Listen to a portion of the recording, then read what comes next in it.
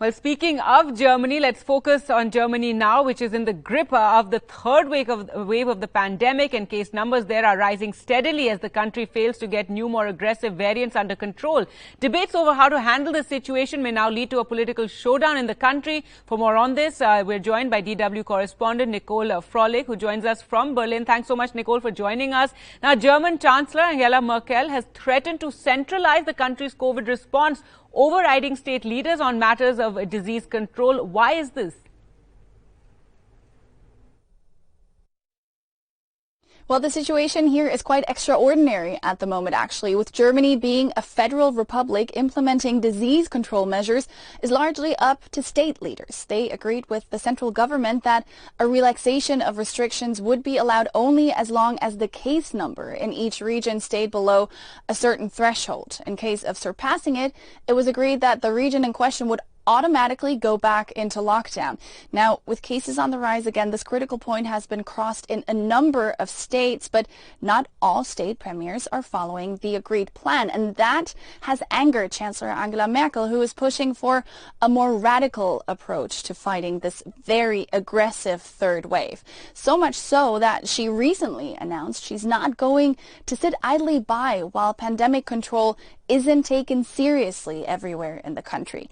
Now, currently, she doesn't have the power to overrule state leaders on this matter, but she did hint at amending Germany's pandemic law in order to regain control. This would, of course, amount to a significant power grab, very unlike her, and would certainly also cause a lot of controversy, but she's not standing for re-election later this year, so she might just do whatever it takes to bring everybody in line.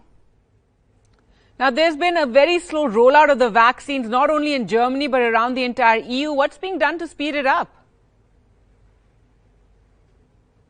You're exactly right. Frustration in the EU is growing each day. Now, efforts in Germany have taken another blow, with the country's vaccination agency deciding that the AstraZeneca jab not be provided to people under the age of 60 after mounting evidence of blood clots, especially in younger women. In the 4 months since the EU's inoculation drive began, less than 13% of the population has received a first shot. Leading the way here is Hungary, and there is a very simple reason for that. They are using Russian and Chinese serums that have not yet been recommended by the European Medicines Agency. So quantitatively, they are ahead, but it remains to be seen at what cost, really, since the data on the safety and efficacy of the vaccines they are using on their population has not been independently verified. A jab that has been approved in the EU is the one developed by the U.S. pharmaceutical giant Johnson & Johnson.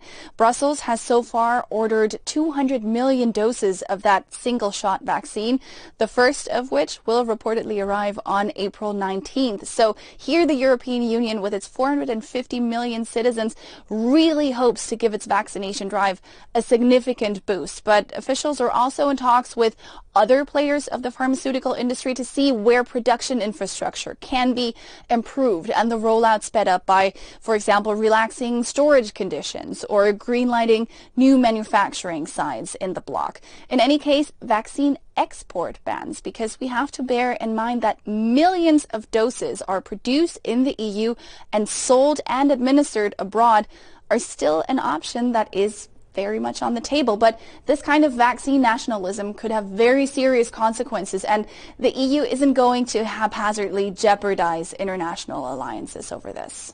Well, the EU is now in the middle of the Easter holiday, so what measures are being taken to ensure that, vacations don't turn into super spreader events?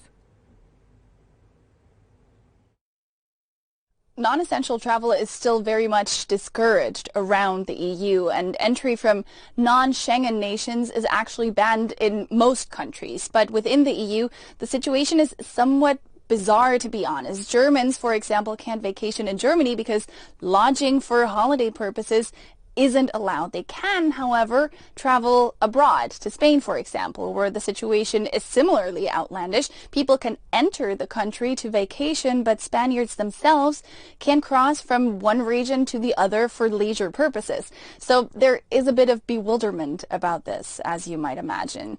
Countries that are expecting considerable movements over the Easter holidays have largely imposed negative test requirements for entry. Some have had them in place for quite some time, like Spain. Germany triggered measures quite short notice, which sent some destinations like the Balearic island of Mallorca scrambling to up testing capacities. Italy, another European tourism hotspot, will impose a mandatory 5-day quarantine for people arriving or returning and testing at the end. So there is no unified EU strategy, really. People are urged to use local contact tracing apps and to practice social distancing wherever they go. To make all of this easier in the summer, the main holiday season here in Europe, the EU is looking at launching a green pass in June, aimed at facilitating travel for those who have been vaccinated or already recovered from an infection. But this plan, too, is not without controversy. Critics say that this kind of passport would discriminate those who haven't been able yet or maybe don't want to get vaccinated.